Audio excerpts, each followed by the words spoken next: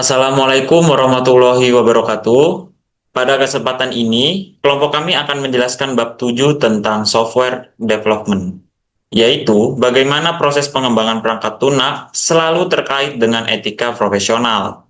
Bab ini membahas hubungan antara keputusan teknis dan dampaknya terhadap masyarakat. Kita tidak bisa lagi melihat software sebagai teknologi kecil yang berdiri sendiri.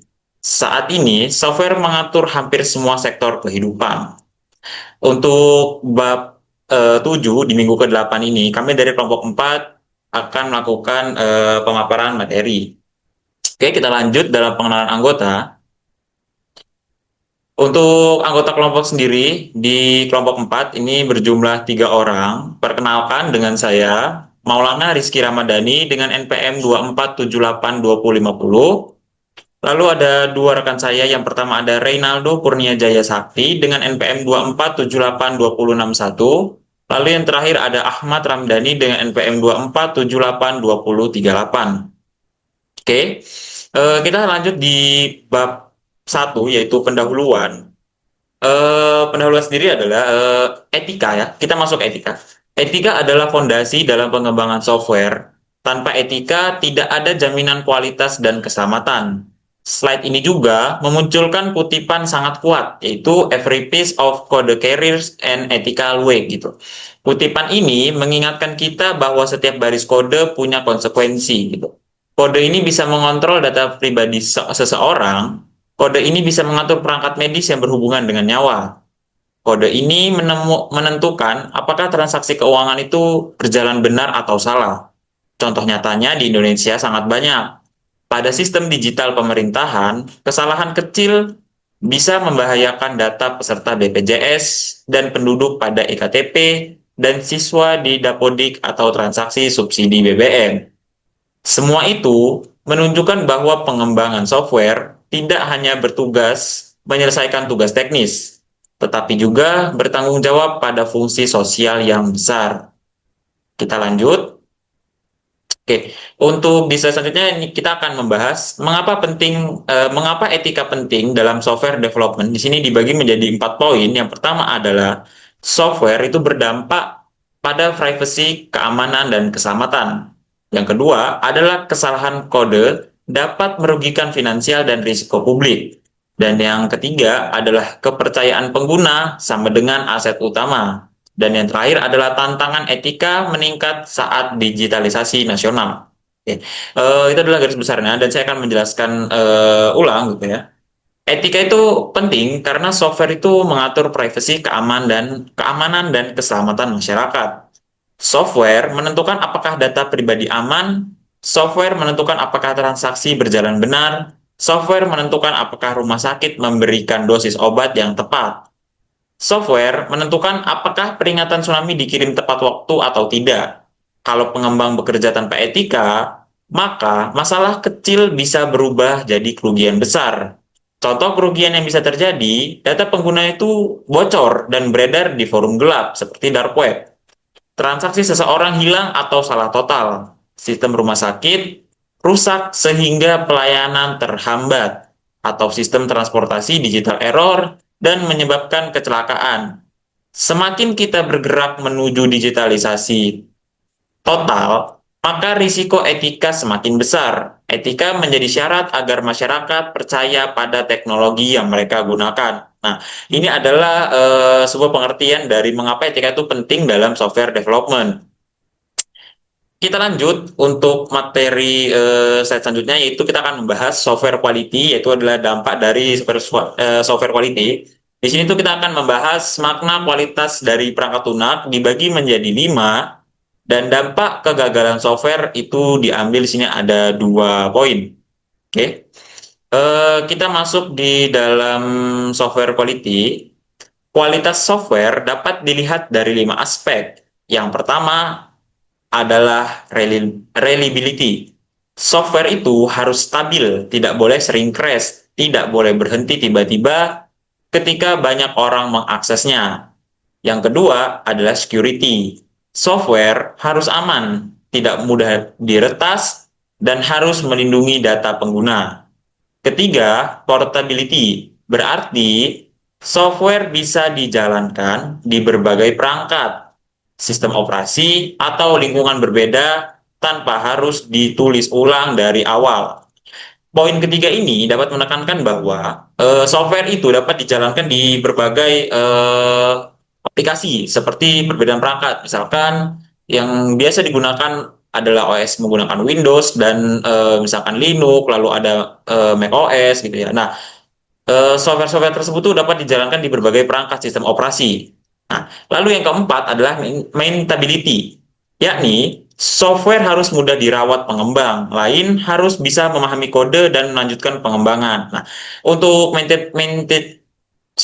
untuk maintainability adalah software itu untuk mudah dirawat. Nah, ketika terjadi pengembang yang berbeda, misalkan ada pengembang baru yang masuk di dalam sebuah perusahaan, pengembang tersebut harus bisa memahami kode dan melanjutkan pengembangan softwarenya gitulah ya.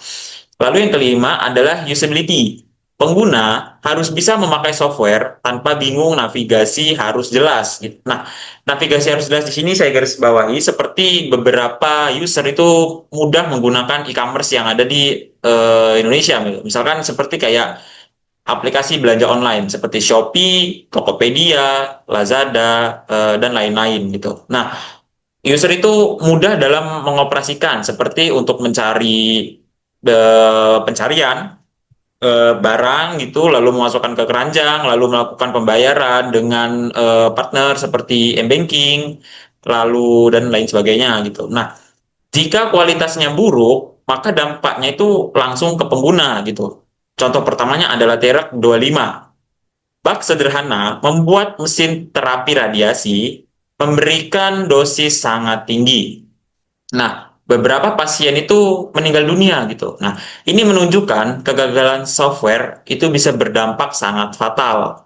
Contoh keduanya adalah kenaik kapital. Nah, kenaik kapital di sini adalah perusahaan trading itu kehilangan ratusan juta dolar karena bug pada sistem otomatis.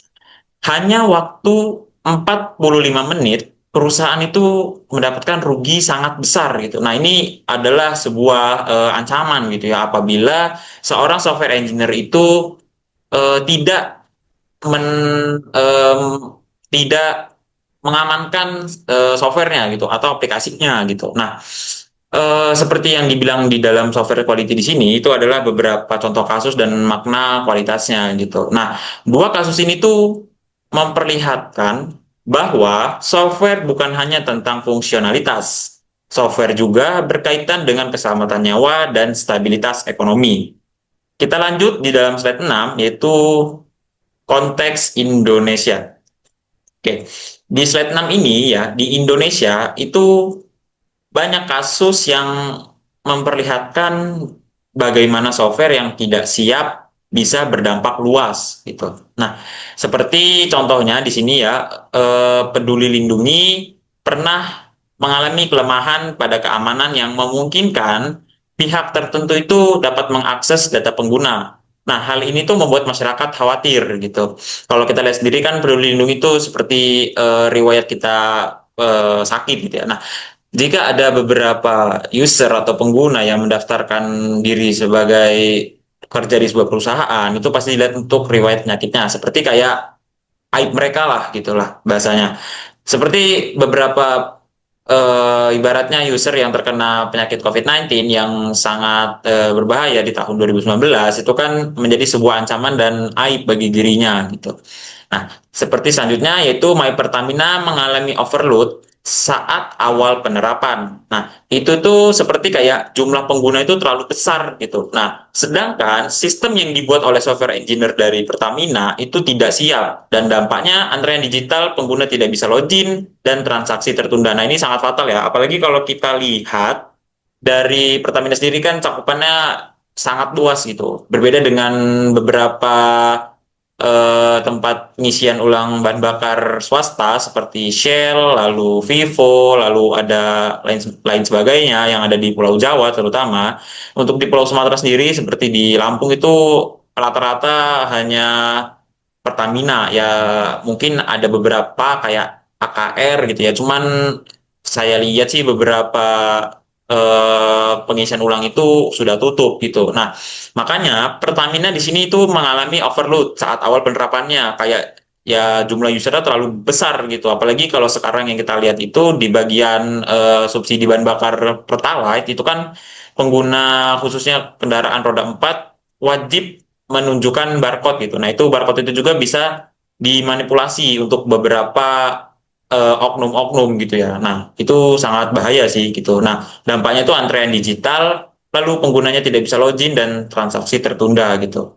Nah, beberapa aplikasi pemerintah itu gagal load test gitu ya. Artinya itu misalnya aplikasi terkait bantuan sosial gitu, saat jutaan orang login bersamaan, server itu langsung tidak stabil gitu. Nah, itu makanya butuh beberapa perusahaan itu mempunyai resource yang stabil gitu ya, perusahaan yang cukup memadai dan paham untuk resource-nya itu diamankan atau ditambah gitu lah ya.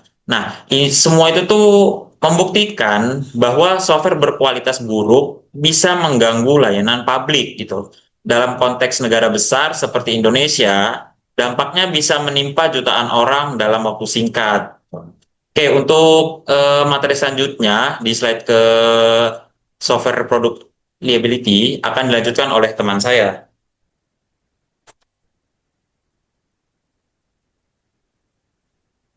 Oke, di sini masuk ke slide berikutnya, yaitu software product liability. Nah, software product liability itu adalah konsep hukum yang menjelaskan tanggung jawab pengembangan saat software menyebabkan kerugian. Nah, yang pertama, script liability. Pengembangan tetap bertanggung jawab meskipun tidak sengaja. Nah, misalnya sebuah bug menyebabkan transaksi salah. Nah, yang kedua itu ada negligency, yaitu pengembangan dianggap lalai jika mengabaikan standar kualitas. Nah, misalnya tidak melakukan testing. Nah, dia tidak melakukan uji percobaan. Makanya dia bisa gagal dalam pengembangannya. Nah, yang ketiga ada batch of warranty atau software tidak sesuai janji. Nah, misalnya klaim aman, tetapi ternyata mudah diretas. Nah, yang keempat yaitu ada misrepresentation, pengembangan penyembunyian fakta atau memberikan informasi palsu. Nah, misalnya di sini menyatakan software sudah diuji, padahal software itu belum diuji. Nah, di Indonesia banyak kerugian yang terjadi akibat aplikasi gagal. Seperti contoh, sistem pendidikan rusak sehingga nilai siswa-siswa yang sudah didata akan hilang. Nah, contoh lainnya aplikasi keuangan error sehingga saldo orang saldo orang lain itu berkurang. Nah, karena itu produk liability adalah tanggung jawab moral dan hukum yang penting. Kemudian kita lanjut slide berikutnya, yaitu regulasi dan hukum di Indonesia. Nah, regulasi di Indonesia. Nah, di Indonesia ini, dia mempunyai dua aturan penting terkait software dan data. Di sini ada pasal UU ITE pasal 30 sampai pasal 33. Nah, yang mengatur tentang akses ilegal, gangguan sistem, dan manipulasi data. Nah, kemudian ada UU PDP pasal 39 sampai pasal 46 mengatur tentang perlindungan data pribadi. Nah, jika pengembangan tidak menjaga keamanan data pengguna, maka mereka bisa terkena tanggung jawab hukum.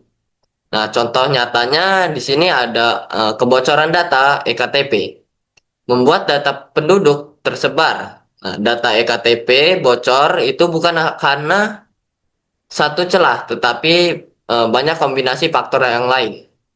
Nah, adanya instansi daerah yang menyimpan backup database (ektp) tanpa enkripsi. Nah, backup itu juga tersimpan di server lokal yang mudah diakses oleh orang lain. Nah, dampaknya data ektp di Indonesia ini dijual dengan harga sangat murah di forum gelap yang asing.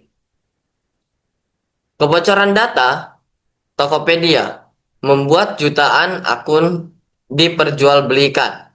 Nah, dari kasus ini, kebocoran data ini terjadi karena website Tokopedia memakai library lama yang mempunyai celah injection. Nah, penyerangan mengeksploitasi eh, library tersebut untuk membaca database. Nah, di situ ada data 91 juta pengguna dibocorkan. Termasuknya yaitu ada email, kemudian passwordnya. Password, nomor telepon. Nah, walaupun password dienkripsi, namun hash yang lemah bisa diretas dengan teknik cracking. Nah, kemudian ada kasus kebocoran dapodik membuat data siswa dan sekolah bocor. Nah, semua ini menunjukkan bahwa regulasi itu dibuat untuk memastikan pengembangan bekerja dengan bertanggung jawab. Nah, dari kasus ini bisa disimpulkan yaitu kita tidak bisa menyepelekan atau lalai dalam pembuatan data-data yang penting. Nah, kemudian lanjut ke slide berikutnya.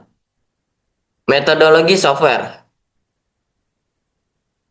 Metodologi software itu tidak boleh dibuat secara asal atau basing-basing seperti itu. Nah, semua proses harus mengikuti metode yang jelas supaya hasilnya stabil, aman, dan bisa dipertanggungjawabkan. Di sini SDLC terdiri dari 5 tahap utama. Nah, yang pertama itu ada analis kebutuhan.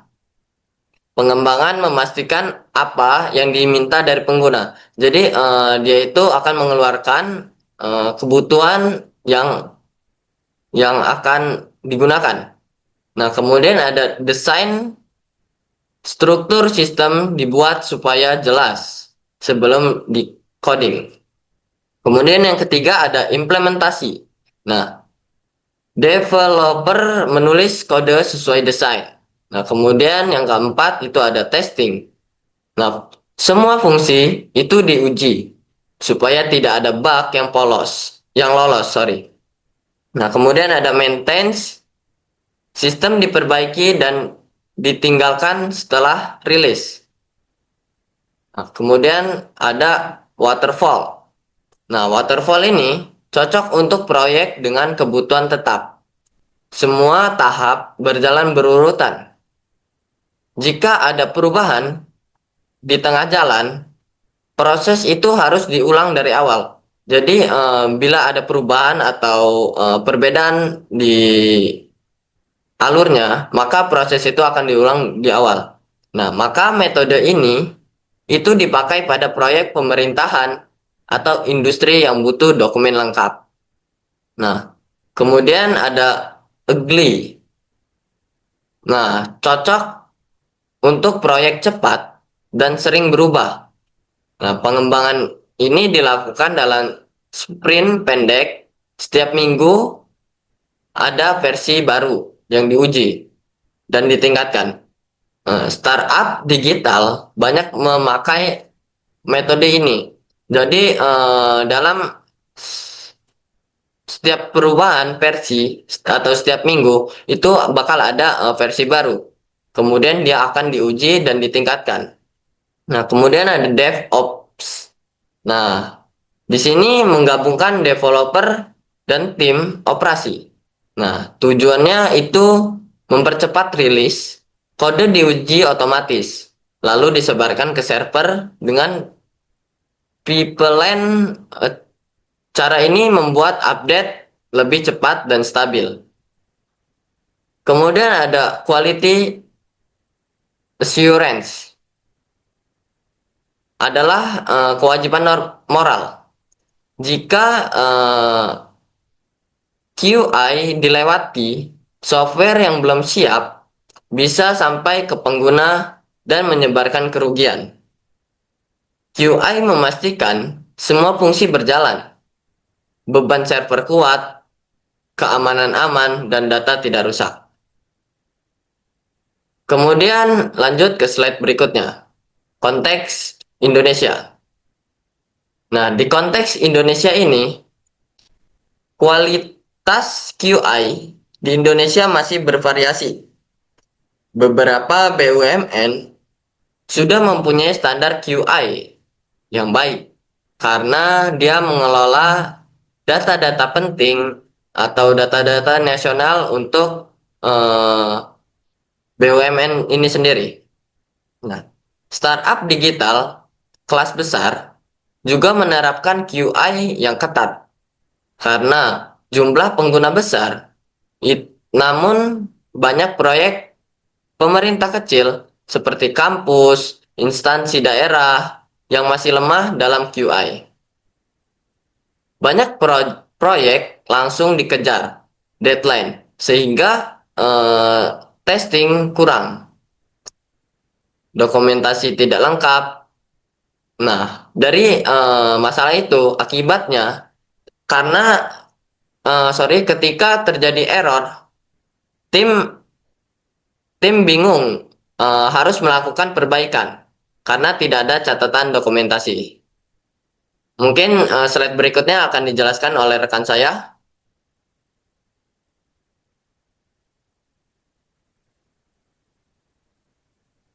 Oke, akan masuk ke slide selanjutnya yaitu CMMI. Nah, untuk CMMI itu membantu organisasi menilai seberapa matang proses pengembangan software. Nah, untuk proses pengembangan software itu dibagi menjadi 5 level. Nah, untuk yang level pertama yaitu proses yang tidak teratur. Nah, selanjutnya level kedua yaitu proses sudah dikontrol tetapi masih dasar. Selanjutnya untuk level ketiga yaitu proses sudah seragam dan standar. Selanjutnya untuk level yang keempat yaitu proses sudah bisa dikontrol secara statistik. Dan untuk untuk level yang terakhir yaitu level 5 yaitu proses yang selalu ditingkatkan dan diupgrade.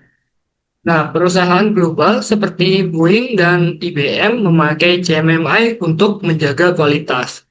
Untuk di Indonesia sendiri, ada contoh yaitu BSSN dan Telkom Sigma juga memakai standar ini. Untuk CMMI membuat proyek pemerintah yang lebih besar dan lebih aman karena prosesnya jelas, terdokumentasi dan terkontrol. Oke, selanjutnya masuk ke slide selanjutnya yaitu safety critical system. Nah, safety critical system ini adalah jenis sistem yang jika gagal tidak hanya menyebabkan error biasa, tetapi bisa berdampak langsung pada keselamatan manusia, keamanan publik, dan stabilitas nasional. Dan terakhir yang sangat fatal yaitu nyawa seseorang.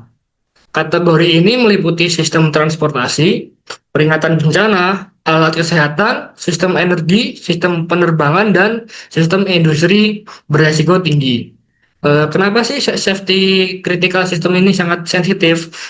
Pada dasarnya karena pada sistem jenis ini kesalahan kecil saja bisa menghasilkan konsekuensi yang sangat besar dan sangat merugikan. Satu bug saja dan salah hitung ataupun salah input yang tidak ditangani dengan benar bisa berujung bencana. Nah, untuk contoh globalnya ada dua ya. Yang pertama yaitu Mars Climate Orbiter. Nah, untuk kasus Mars Climate Orbiter ini adalah salah satu contoh paling terkenal dalam sejarah kegagalan software. Nah, kegagalan ini terjadi pada NASA ya. NASA kehilangan pesawat antariksa senilai lebih dari 300 juta dolar hanya karena satu kesalahan kecil, yaitu tim pemrograman menggunakan satuan pound force, sementara tim navigasi menggunakan satuan Newton.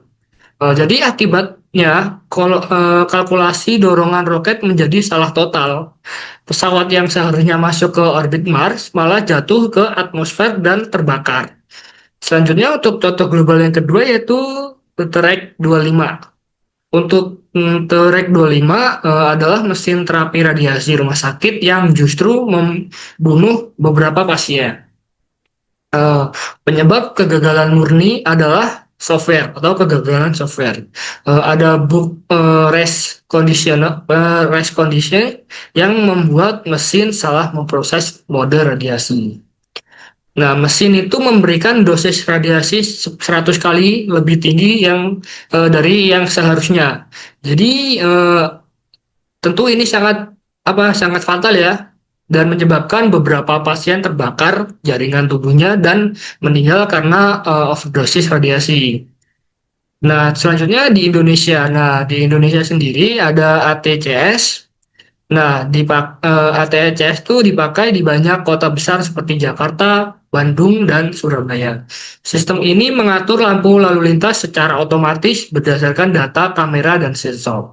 Kalau sistem ini error, tentu ya, misal nih, waktu lampu tidak sinkron atau kamera gagal membaca kondisi jalan, maka berpotensi kekacauan lalu lintas dan kecelakaan secara beruntun. Nah, contoh risiko nyatanya itu lampu merah dan lampu hijau menyala bersamaan karena bug timing, terus kamera tidak mendeteksi kendaraan, terus sistem komunikasi antar pusat dan lampu mati. Semua ini bisa memicu tabrakan berantai pada jam sibuk. Selanjutnya ada INA Tunes. Nah, untuk INA Tunes ini adalah sistem very safety critical karena menentukan apakah masyarakat punya waktu evakuasi atau tidak. Sistem ini menggabungkan sensor gempa, bottom pressure recorder, dan data satelit GPS serta jaringan BMKG. Masalah yang dapat terjadi jika sistem ini gagal yaitu ini sangat fatal ya, karena jika ada tsunami, untuk informasinya terlambat dan tidak ada waktu untuk mengevakuasi para korban. Jadi kalau resiko ini terlambat 2 sampai 3 menit saja, ribuan orang akan menjadi korban jiwa ya, atau kehilangan nyawa. Nah, ini menunjukkan bahwa software bencana ini harus memiliki yang pertama yaitu jalur data ganda untuk jika jalur yang utama rusak, ada jalur untuk jalur kedua untuk saat urgent seperti itu. Selanjutnya itu server cadangan di lokasi yang berbeda. Selanjutnya sistem prediksi cepat dan algoritma yang dioptimasi untuk waktu yang respon yang sangat cepat. Nah, selanjutnya yaitu ada sistem kesehatan rumah sakit ya. Beberapa rumah sakit di Indonesia itu pernah mengalami kegagalan sistem ya. Ini tambahan dari saya, yaitu saat server crash pada saat jam padat sehingga dokter tidak bisa mengakses riwayat pasien. Oke, selanjutnya yaitu masuk ke standar kualitas ISO 9001 dan FMEA. Nah, untuk ISO 9001 ini sendiri adalah untuk memastikan proses kerja yang rapi dan konsisten.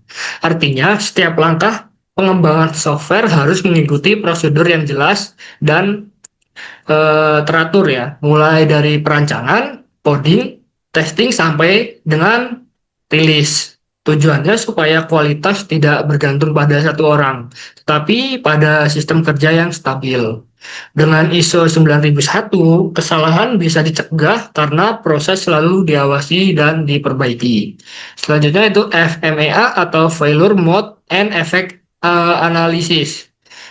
FMEA ini membantu tim menemukan potensi kegagalan sebelum terjadi. Nah, untuk 3 hal yang dinilai adalah seberapa parah dampaknya, seberapa sering kegagalan muncul, dan yang terakhir yaitu seberapa mudah kegagalan dideteksi. Hasilnya itu dipakai untuk menemukan risiko yang paling penting untuk diperbaiki. Contoh di Indonesianya yaitu bank digital memakai FMEA untuk mencegah salah hitung saldo, transaksi double, dan juga mutasi atau mutasi hilang. Selanjutnya, sistem akademik kampus memakai FMEA untuk mencegah data mahasiswa salah tersimpan atau hilang saat banyak mahasiswa akses bersamaan, jadi server tidak down. Selanjutnya, slide selanjutnya. Nah, untuk selanjutnya yaitu etika pengembangan software. Nah, etika pengembangan software ini mencakup yang salah satunya yaitu kejujuran, kehati-hatian, dan yang paling penting yaitu tanggung jawab. Pengembang harus jujur dalam dokumentasi dan tidak boleh sengaja menutupi bug. Selanjutnya tidak boleh merilis software yang mereka tahu itu software itu berbahaya untuk masyarakat. Jadi etika ini menjaga kepercayaan publik. Jadi untuk jika pengembang tidak memiliki etika, teknologi tidak akan dipercaya masyarakat. Selanjutnya yaitu masuk ke ringkasan. Nah, kualitas software ini adalah untuk kualitas software itu ada hal yang utama ya. Untuk resiko teknis, hukum, dan etika harus dikelola dengan baik. Indonesia perlu meningkatkan standar agar proyek berjalan stabil dan aman. Oke, selanjutnya akan masuk ke sesi pertanyaan dan diskusi. Oke, baik. Kita masuk di dalam forum pertanyaan dan diskusi. Di sini ada 3 buah pertanyaan yang akan kami diskusikan secara berkelompok. Yang pertama akan kita mulai dari apa itu tanggung jawab etis saat software menyebabkan kerugian. Mungkin dari saya terlebih dahulu ya. Oke, prinsip dasarnya yaitu pengembang itu punya tanggung jawab moral atas dampak karya teknologinya. Karena software bukan sekedar kayak produk teknis, tapi kayak sistem yang mempengaruhi hidup orang gitu, ya nggak sih? Gitu kan. Dalam teknis profesi ini tuh sangat sejalan dengan prinsip kayak beneficence, kayak teknologi itu seharusnya memberi manfaat sosial gitu. Nah, kalau untuk Aldo sendiri gimana nih untuk menyikapi pertanyaan ini nih? Nah, menurut saya itu pengembangan memiliki tanggung jawab etis. Nah, dia untuk memastikan bahwa software yang mereka buat itu bakal aman, andal, dan tidak merugikan pengguna atau masyarakat luas. Kalau untuk Dani nih menyikapi dari pertanyaan pertama tuh gimana tuh? Menurut saya, pengembang itu tentu punya kewajiban untuk bertanggung jawab terhadap dampak dari software yang ia ciptakan sendiri. Karena software itu menimbulkan kerugian publik, maka pengembang juga harus mengambil langkah jelas untuk memperbaiki masalah tersebut. Oke, gitu ya. Jadi bisa kita ambil kayak bentuk tanggung jawabnya tuh seperti jika software yang kita buat itu menimbulkan kerugian publik ya kayak kebocoran data, salah hitung pajak, crash layanan vital itu pengembang tuh wajib mengakui aja gitu kayak dan melaporkan masalahnya secara jujur gitu ya, tidak menutup-nutupi bug dan risiko gitu. Cuman kita juga bisa memperbaiki dan prioritas tinggi ya dengan cara kayak kita rollback gitu. Nah, ini sangat berkesinambungan dengan mata kuliah atau programming kita yang kita saat ini belajar rollback gitu ya, mengembalikan apa yang telah terjadi gitu. Nah, kita lanjut ke pertanyaan kedua gitu ya. Pertanyaan kedua ini di sini kenapa dokumentasi QA ya wajib dilakukan gitu. Oke, untuk dari saya terlebih dahulu gitu ya untuk QA. QA. Gitu. Apa aja tuh? Lagi jauh. Oh, Nah, itu tadi. aja masalah. Oke, kita masuk ke pertanyaan kedua kali ya di kenapa dokumentasi QA ya wajib dilakukan gitu ya. Nah, untuk QA sendiri tuh the quality asuransi gitu ya atau QA. Itu tuh kayak kita tuh kan proses memastikan software tuh aman, benar dan dapat diandalkan gitu ya. Nah, eh seharusnya QA itu sudah bekerja secara profesional gitu. Nah, untuk dokumentasi QA itu sendiri kita seperti test plan, lalu test case gitu, hasil uji, bug, log, approval gitu. Nah, bukti bahwa pengembang itu telah melakukan bekerja secara profesional sudah mengurangi risiko ke publik gitu. Jadi setelah kita buat, kita melakukan uji coba, lalu tampilkan hasilnya, apakah masih ada bug atau tidak gitu. Nah, itu juga sebagai untuk asuransi gitu ya. Nah, untuk dari Aldo nih, pendapat dari QA sendiri itu gimana sih gitu? Kenapa wajib? Nah, dari QI ini itu bukan hanya formalitas teknis, nah, tetapi juga itu kewajiban moral. Nah, dia bisa menjamin keamanan dan kualitas software bagi pengguna, menjadi menjadi bukti bahwa pengembangan itu telah melakukan uji dan pertimbangan etis sebelum merilis software tersebut. Nah, dia bisa membantu Memilih. meminimalkan risiko kerugian dan penyalahgunaan. Oke, oke, oke. Jadi QA itu wajib gitu ya. Kalau menurut Dani ini gimana nih untuk dokumentasi QA sendiri ini? Jadi menurut saya untuk dokumentasi QA itu kewajiban moral karena mendokumentasikan untuk memastikan bahwa kualitas software itu tidak bergantung pada satu orang atau satu tim. Dokumentasi ini tuh membuat proses pengujian dapat terverifikasi, dapat dipelajari, dan dapat dilanjutkan oleh tim berikutnya. Oke, oke, oke, oke. Baik, baik, baik. Kita lanjut ke pertanyaan diskusi di terakhir gitu ya. Untuk bagaimana UU PDP mengubah cara software dibuat di Indonesia gitu. Jadi kalau UU PDP sendiri adalah kan Undang-Undang Perlindungan Data Pribadi gitu ya. Kalau mulai dari saya lanjut ya, saya lagi gitu ya pertama yang untuk mengawalinya. UU PDP kan adalah Undang-Undang Perlindungan Data Pribadi. Di sini nomor 27 tahun 2022, yaitu menetapkan bahwa data pribadi itu harus diproses secara sah, gitu ya, aman, terbatas dan transparan itu. Nah, ini tuh mengikat organisasi dan juga cara apa ya, developer gitu. Developer itu membangun sistem gitu. Nah, dampak ke proses pengembangan software UU PDP ini mendorong perubahan besar kayak pengamanan privacy, lalu data minimization atau merancang sistem agar mengumpulkan data seperlunya saja dan menyimpan selama perlu saja gitu. Kalau untuk Aldo sendiri itu terkait UU PDP itu gimana tuh? Nah, UPDP itu bisa mendorong pengembangan software. Nah, dia Prioritas. memprioritaskan privasi dan keamanan data sejak tahap desain. Nah, dia juga menyediakan mekanisme transparansi dan persetujuan pengguna untuk pengumpulan dan penggunaan data. Nah, dia juga menerapkan prosedur penyimpanan dan penghapusan data yang aman. Oke, oke. Terkait UU PDP ini memang undang-undang yang mengatur berarti ya. Kalau Iya. untuk Dani sendiri ini gimana nih? Nah, untuk menurut saya UU PDB itu memberi dampak yang cukup besar ya pada cara pengembang membuat software. Aturan ini menuntut setiap pengembang untuk menjaga keamanan data pribadi dari tahap perencanaan sampai tahap implementasi pengguna. Nah, pengembang sekarang harus menerapkan prinsip privasi by design. Artinya perlindungan data harus dirancang sejak awal dan tidak boleh hanya ditambahkan pada akhir proyek. Oke, oke, oke, oke, oke. Oke, mungkin cukup sekian kali ya untuk pertanyaan diskusi yang dapat kami diskusikan gitu. Kita sudah masuk di tahap akhir yaitu menutup ya. Jadi mungkin cukup sekian untuk presentasi kami kelompok 4 di pertemuan 8 bab 7 tentang software development gitu. Oke, mungkin kami ucapkan mohon maaf apabila ada salah kata dalam penyampaian materi. Kami akhiri. Wassalamualaikum warahmatullahi wabarakatuh.